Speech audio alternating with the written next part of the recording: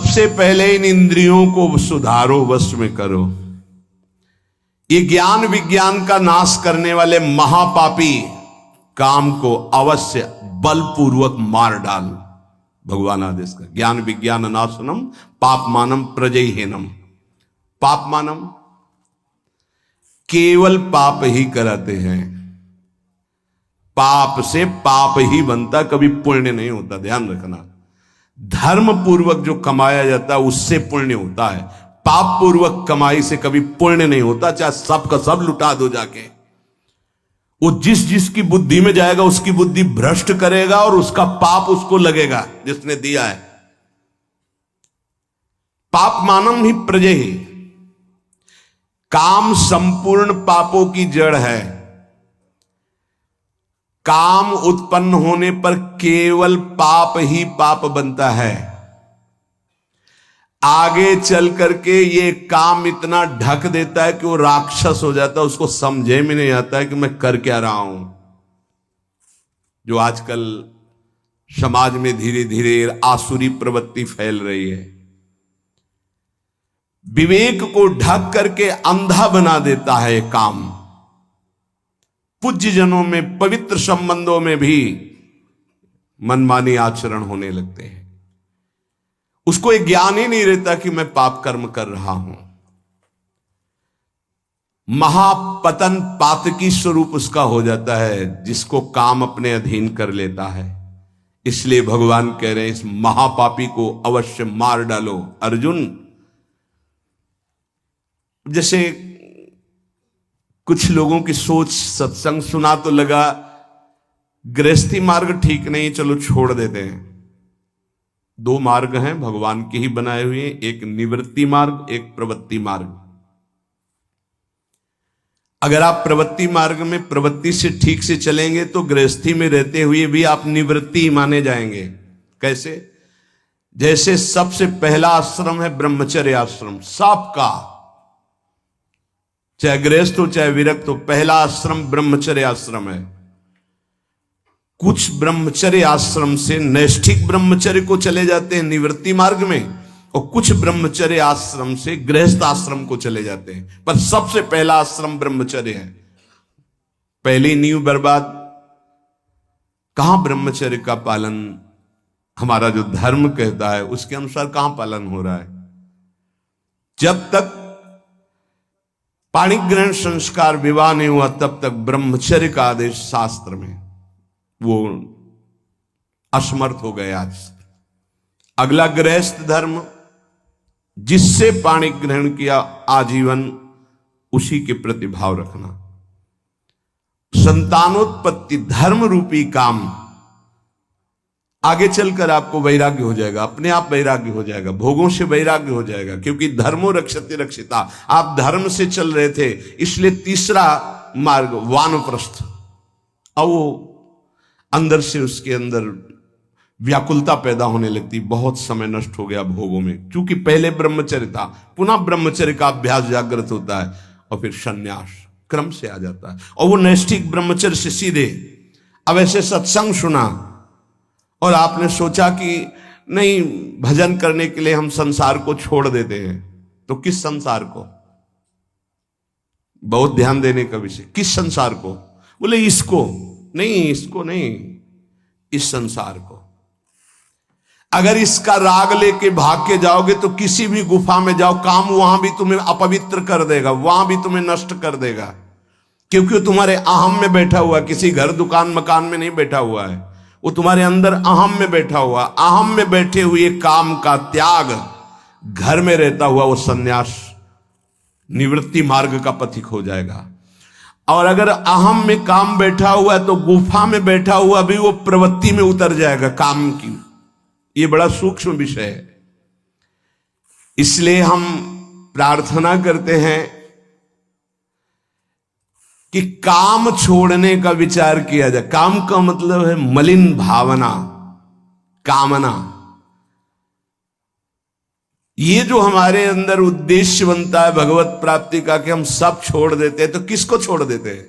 शरीर राग को छोड़ देते हैं, इंद्रिय विलासिता को छोड़ते हैं, अहम में कामना को छोड़ते हैं। बाहर भागने से काम नहीं बनेगा, इसको समझना होगा। अगर कामना छूट जाए तो सब ठीक हो जाएगा। जब मनुष्य कामना रख करके कोई भी वेश धारण कर ले, कहीं भी चला जाए, तो काम उसे भ्रष्ट करता ही है। चाहे गुफा में बैठ जाओ, जंगल में चले जाओ, कहीं भी चले जाओ, मनुष्य के अंदर जब तक अहम में कामना रहेगी, जन्म मरण बंधन में पड़ा रहेगा। चाहे जहां भाग के जाए, चाहे जिस भेष को धारण कर ले, वो अंदर बना रहेगा। ये शास्त्र है, समझिए। ये जड़ पदार्थों की तरफ आकर्षण जड़ शरीर की अहमता से है कि मैं मनुष्य हूं, मैं पुरुष हूं, मैं स्त्री हूं। इसी में काम बैठा है। इसका त्याग करने की बात कही गई है। पशु पक्षियों तक को ये अपने अधीन किए हुए हैं। मनुष्य में एक शक्ति है जिसका नाम विवेक, ज्ञान, उससे बच सकता है। इंद्रिय जन सुखों में, भोगों में, पदार्थों में जो कामना हो चुकी है, यही नहीं समझने देती कि मैं दिव्य भगवान का अंश हूं। केवल बातें बनाने से नहीं, मुझे किसी भी सुख की आकांक्षा नहीं है, किसी भी सुख का अभाव नहीं हमारे स्वरूप में। जब भोगों में रुचि बढ़ जाती है तो फिर रुपए का महत्व जागृत हो जाता है। रुपए में जब महत्व, तो फिर रुपए की गिनती, बैंक बैलेंस में कितने हुए, बोले इतने, बोले और इतने हो जाए, और इतने हो जाए, बढ़ता चला जाता है। धर्म को, शास्त्रों को, उपासना को उपास्य देव के लिए किया जाता है, बैंक बैलेंस के लिए नहीं। अगर हमारे उपदेश का फल रुपया है, हमारे प्रवचन का फल रुपया है, हमारे अंदर का उद्देश्य रुपया है, शास्त्रों का भाव नहीं समझ पाएंगे, ज्ञान ढका रहेगा, जागृत नहीं होगा। रुपये में सुख नहीं है, रुपया से भोग मिलते हैं, भोगों में सुख नहीं है। रुपया की गिनती में सुख आ जाएगा, अहम सुख। ये सारी कामनाएं अहम सुख में बैठी है। उपासक, इंद्रियाणि पराण्याहुरिन्द्रियेभ्यः परम मनः, मनसस्तु परा बुद्धिर यो बुद्धि परतस्तु सः, एवं बुद्धि परम बुद्ध्वा संस्तभ्यात्मानमात्मना, जय शत्रुम महाबाहो कामरूपम दुरासदम। हे अर्जुन, ध्यान दो, तुम जीत जाओगे, काम पर विजय प्राप्त कर लोगे। क्या? इंद्रियों से, स्थूल शरीर से श्रेष्ठ, सबल, प्रकाशक, व्यापक और सूक्ष्म मन है। स्थूल शरीर इंद्रियों से सबल, इंद्रियों का प्रकाशक, व्यापक मन है। मन से भी पर, बलवान, निर्णायक, प्रकाशक बुद्धि है। और बुद्धि का जहां से प्रकाश हो रहा है वो अहम है, और उस अहम में काम बैठा हुआ है। दुश्मन का पता चल जाए तो मारने में देर नहीं लगती। अहम में काम बैठा हुआ है, और उस अहम को जो प्रकाश मिल रहा है वो तेरे से मिल रहा है। अहम को जो बल मिल रहा है वो तेरे से मिल रहा है। तू ऐसा जान करके अपने आप को इस काम के वश में ना होने दे, और अपने बल से इस काम रूपी दुर्जय शत्रु को मार डाल। व्याख्या, इंद्रियाणि पराण्याहु, ये जो आप ढांचा देख रहे हैं, स्थूल शरीर, इसमें जो कर्मेंद्रियां हैं, जो ज्ञानेंद्रियां हैं, जिनसे कर्म होता है, जिनसे विषयों का ज्ञान होता है, ये बहुत बलवान इंद्रियां हैं। अपने स्वरूप में आ जाएं तो अज्ञानी पुरुष से कुछ भी करवा लें। ये बहुत बलवान है। ये प्रवचन से नहीं रुकती, ध्यान रखना। प्रवचन देने और सुनने से नहीं रुकती हैं, ये भजन से रुकती है। जितना भजन करोगे उतने आप इंद्रियों पर शासन कर पाओगे, नहीं तो बातचीत केवल रहेगी। मुख्य बात हमारी समझ लीजिए, अनुभव की बात कहता हूं, जीवन भर की बात कहता हूं, संतों की बात कहता हूं, शास्त्रों की बात। जब तक आपके पास नाम जप रूपी बल इकट्ठा नहीं हो जाएगा तो ये बातें सुनोगे, समझ में नहीं आएगी, समझ में आ जाएगी तो जीत नहीं पाओगे। जीतने और समझने की बात केवल भजन से होती है, भजन में रुचि बहुत कठिन है। इसलिए खूब प्रवचन हो रहे हैं पर प्रभाव उसका बहुत कम जनों के हृदय में पड़ रहा है। उन्हीं के हृदय में पड़ेगा जो नाम जपना शुरू कर दिए हैं। जिनका नाम जप जितना प्रबल है उतने प्रवचन का प्रभाव दूसरों पर पड़ेगा, अपने ऊपर पड़ेगा। भजन ये तो आप निश्चित समझ लीजिए, बारी मथे घृत होए बरु सिकताते बरु तेल, बिनु हरि भजन न भौतरी या सिद्धांत अपेल। बिना भजन के बातें ही बातें रहेंगी। पर्यो प्रवाह काल के कदापि छूटी है नहीं, चाहे जो और उपाय कर लो, अगर नाम जप नहीं किया तो काल के प्रवाह से नहीं बच सकते। ये महाबली नाम तुम्हें महाबल प्रदान करेगा। हर समय चतुर शिरोमणि वही जो हर समय राधा राधा राधा राधा। इंद्रियां विषयों से बलवान है। अगर हमारी नेत्र इंद्री कहीं अंदर तो बाहर सामने विषय रखा हो नहीं घसीट पाएगा। विषय से श्रेष्ठ पर इंद्रियां हैं। जैसे बाण बनाने वाला बाण की नोक में ध्यान दिए तो श्रवणेंद्री काम नहीं कर रही है। राजा की सवारी निकल गई, उसको पता ही नहीं चला। अगर हमारी अंदर से इंद्री कहीं और लगी हुई है तो बाहर कोई विषय नहीं खींच सकता। शब्द स्पर्श रूप रस गंध, इसलिए कहा शब्द स्पर्श रूप रस गंध से बलवान और पर इंद्रियां हैं। और इंद्रियों से पर, इंद्रियेभ्यः परम मनः। इंद्रियां मन को नहीं जानती हैं, मन इंद्रियों को भी जानता है और विषय को भी जानता है। ये रहस्य को समझिए। अभी सब उल्टा है। विषय ने इंद्री को खींच लिया, इंद्री ने मन को खींच लिया, मन ने बुद्धि को अधीन कर लिया और बुद्धि के अधीन हम हो गए। जैसा निर्णय होता है हम भटकते चले जा रहे हैं, यद्यपि बहुत बलवान हैं। भगवान कह रहे तुम समझो अर्जुन, विषय में इतनी ताकत नहीं जितनी ताकत इंद्रियों में है। प्रबल है इंद्रियां, बलवान है। इंद्रियों में इतनी ताकत नहीं जितनी ताकत मन में है। इंद्रियेभ्यः परम मनः। इंद्रियां मन को नहीं जानती, मन सभी इंद्रियों को जानता है और विषयों को भी जानता है। इंद्रियों में इतनी सामर्थ्य नहीं जितनी मन में है। कैसे? जैसे श्रवणेंद्री ये देख नहीं सकती, ये चख नहीं सकती, ये स्पर्श सुख नहीं बता सकती, यहां से गंध सुख नहीं, केवल शब्द सुन सकती। शब्द एक इंद्री एक शब्द। और मन हर इंद्रिय से देख सकता है, सुन सकता है, सूंघ सकता है, सब कुछ कर सकता है। वो इंद्रियों का बलवान स्वामी है। इंद्रिय अपने विषय को जानती, जैसे घ्राणेंद्री ये केवल गंध को जानेगी बस। यहां से शब्द का परिचय नहीं मिलेगा, यहां से रस का परिचय नहीं मिलेगा, केवल सुगंध का परिचय मिलेगा। त्वचा केवल स्पर्श को जानती है, यहां से गंध का परिचय नहीं मिलेगा, शब्द का परिचय नहीं मिलेगा, रस का परिचय नहीं मिलेगा।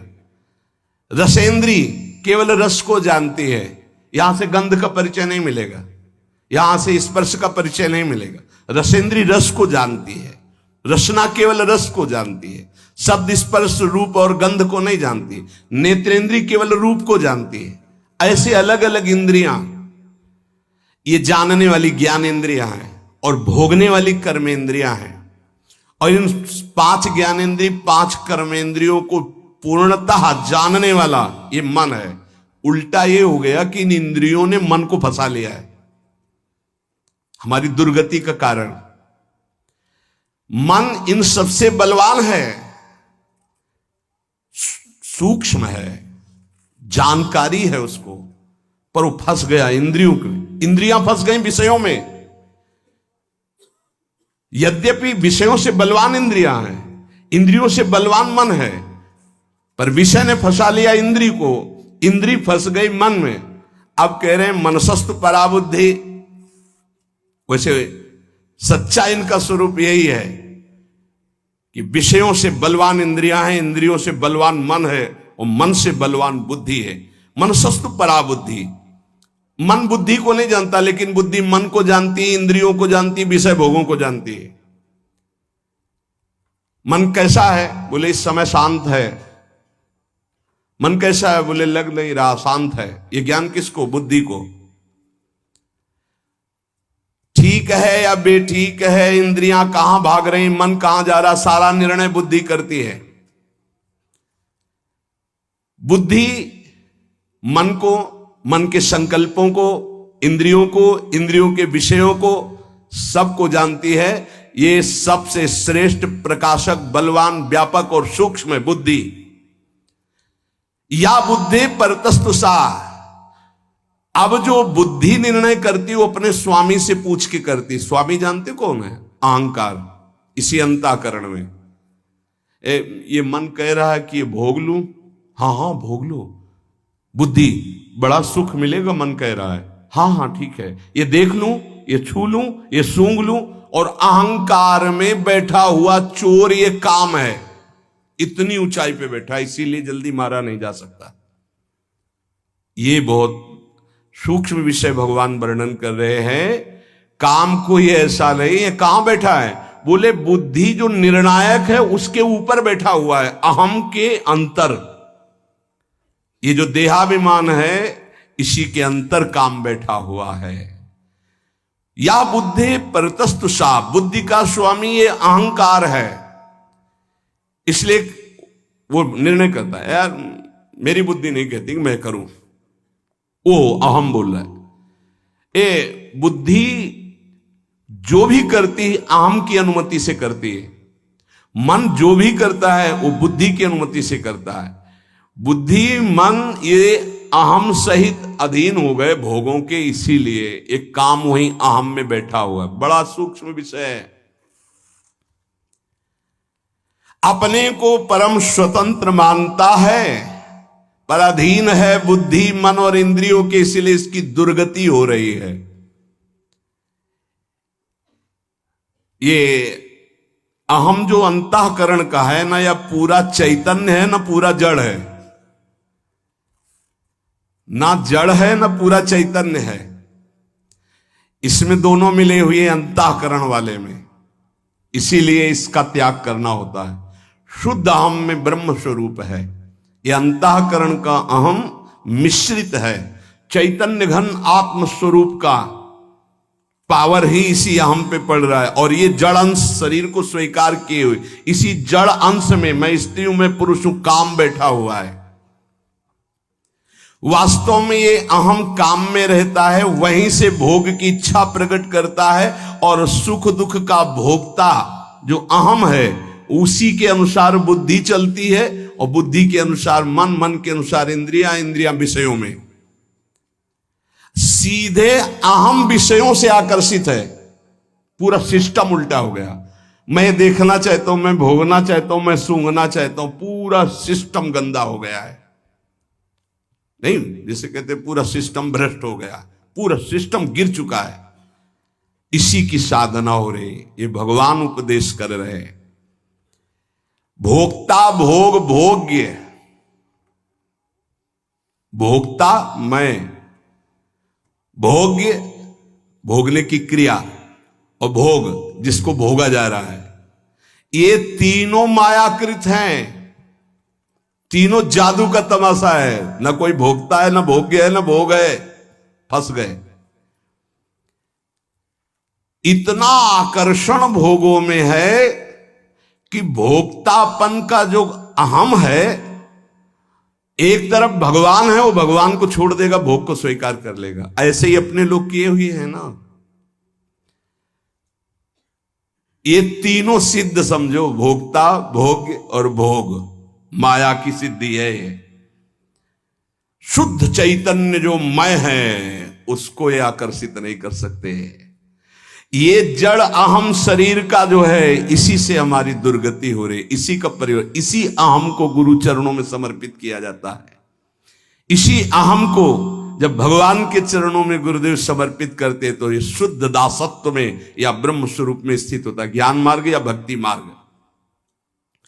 ये जो चैतन्य से अहम प्रकाशित हो रहा है अंतःकरण का, ये सबका आश्रय, सबका आधार, सबका कारण, प्रेरक, श्रेष्ठ, बलवान, प्रकाशक, व्यापक, सूक्ष्म, ये है। जीव किसे कहा गया जानते हो? इसी अहम को स्वीकार करने के कारण। नहीं है क्या? सबका आश्रय कौन है? वही एक तत्व जिसे परमात्मा, भगवान, ईश्वर, सबका आश्रय, सबका आधार, सबका कारण, सबका प्रेरक, सबसे श्रेष्ठ, सबसे बलवान, सबका प्रकाशक, सबका व्यापक, सबसे सूक्ष्म। फंस कहां गया? इस अंतःकरण अहम धर्म में, देहाभिमान में। बस इसे ही मुक्त करला है साधला। जो प्रकृति का अंश है, शरीर, अंतःकरण, स्वभाव, इसको जो अहम ने स्वीकार कर लिया, ये जड़ अहंकार के कारण ही चैतन्य घन परमात्मा स्वरूप को जीव कहा गया।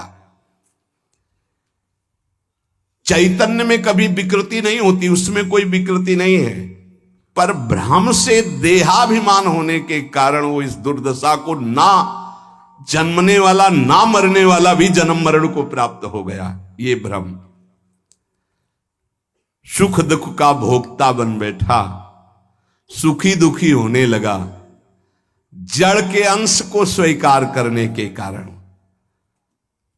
कहा जाता है नैनम छिन्नन्ति शस्त्राणि नैनम दहाति पावका न चैनम क्लेदयन्त्यापो न शोष्यति मारुता।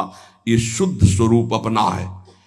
अपने स्वरूप को भूल करके इस अंतःकरण अहम धर्म से युक्त हो जाने के कारण मैं भोक्ता, मैं करता, मैं सुखी, मैं दुखी। अब मरना भी है, जन्मना भी है, ये चलता रहेगा। इसी को मिटाने के लिए मुझे मानव जन्म और सत्संग मिला है। इस जड़ चैतन्य का तदात्म आकर्षण हो गया है, कभी हो नहीं सकता पर हो गया। यही माया है। श्री भगवान कह रहे हैं मारो इसको, ये समझकर कि तुम्हारे बल से बलवान होकर के अंतःकरण का अहम बुद्धि के प्रलोभन में आकर के कि ये सुख है, भोगो, भोगने में सुख है, धन कमा लो, एकत्रित कर लो, इसमें सुख है, और मन उनका संकल्प करता है, इंद्रियां उनको भोगती हैं, इसको मैं स्वीकार करता हूं, इसी से मेरी दुर्गति हो गई।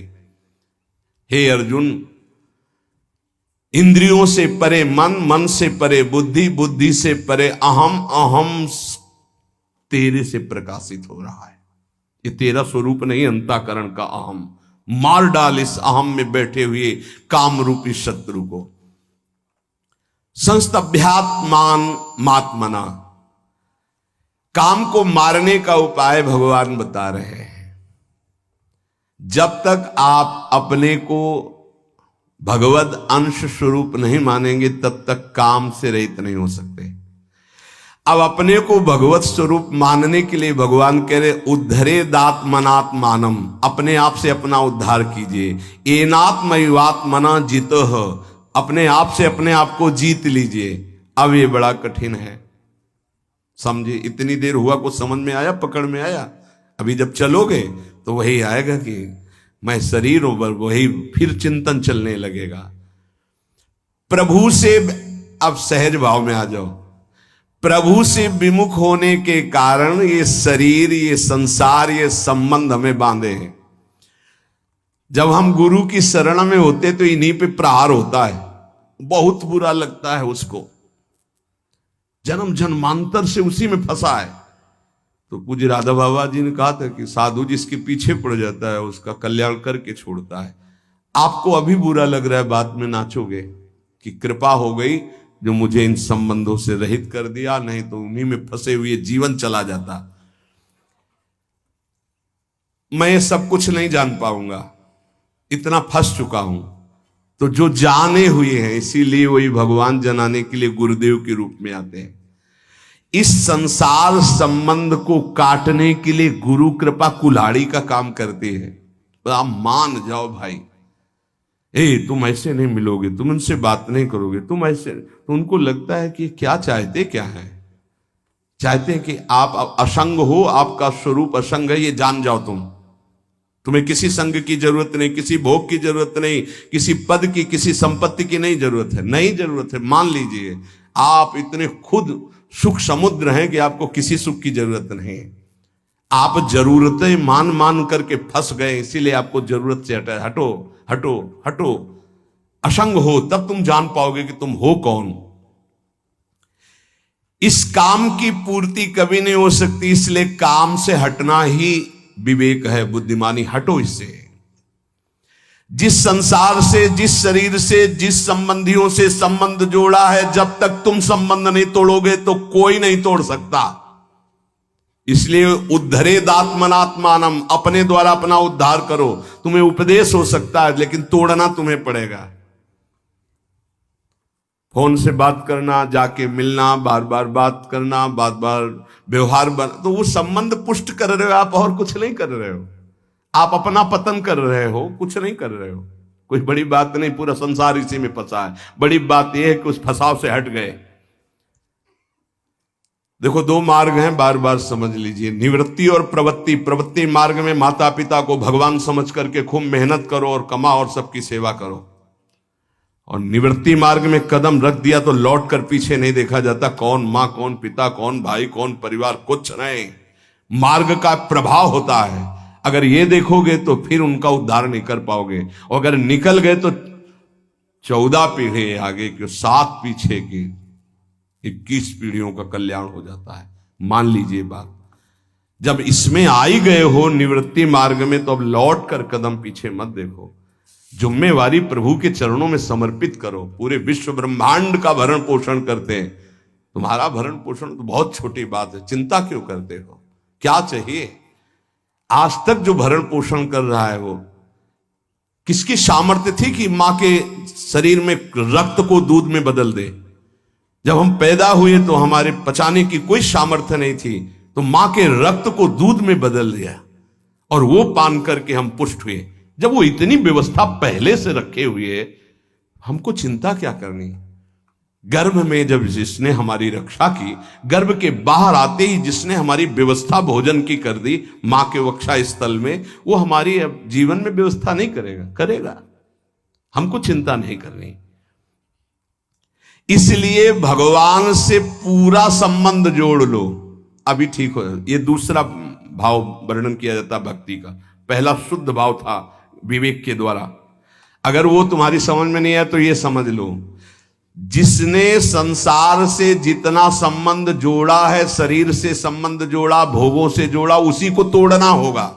तुम्हें शास्त्र उपदेश हो जाएगा, गुरु उपदेश करेगा, तोड़ना आपको पड़ेगा। भैया आपकी इच्छा की बात है, आप अपना उद्धार अपने द्वारा कीजिए, भगवान का आदेश। इसलिए आपको ही सारे संबंध छोड़कर भगवान से संबंध जोड़ने पड़ेंगे। जोड़ने क्या है? उन्हीं के हैं, मान लीजिए। तोड़ना तुम्हें पड़ेगा, तोड़ना पड़ेगा। नाता एक राम जी से, दूजा नाता तोड़ दे, तोड़ना पड़ेगा। दुरादपास्य स्वजनान। अगर गृहस्थी में हो तो अंदर से भगवत भाव करो, विरक्ति में हो तो भगवत भाव करते हुए दूरी बना के रहो। दोनों मार्गों का अलग अलग है। आपको प्रभु से संबंध जोड़ना पड़ेगा। वो तो संबंध माने हुए, ममैवांशो, तू मेरा अंश है, लेकिन तुम कहां हो? शरीर में, संसार के संबंधों में। इसीलिए तुम काम विजयी नहीं हो पा रहे। अपने द्वारा अपने आप को वश में करो, तुम्हें किसी सुख की जरूरत नहीं। तुम्हारे सुख को नष्ट करने वाली हर चेष्टा होगी। अगर इन चेष्टाओं से सुख ले रहे हो तो बंधोगे, सुख है नहीं। और अगर इन चेष्टाओं को बंद कर दोगे तो तुम्हें अपना स्रोत सुख का पता चल जाएगा। चेतन अमल सहज सुख राशि। जय शत्रु महाबाहो काम रूपम दुराशदम। हे महाबाहो, तुम मार सकते हो, भगवान के शरणागत हो, इसको मार सकते हो। उठो, मारो इसको। कैसे मारो? सारा संबंध श्री भगवान से, पूरा भार श्री भगवान को, हर क्षण उनका स्मरण और कर्तव्य का पालन। और जहां तुम्हें लग रहा है कि मैं नहीं जीत पा रहा हूं, वहां पुकारो, बल मिल जाएगा, जीत जाओगे। टूटो मत।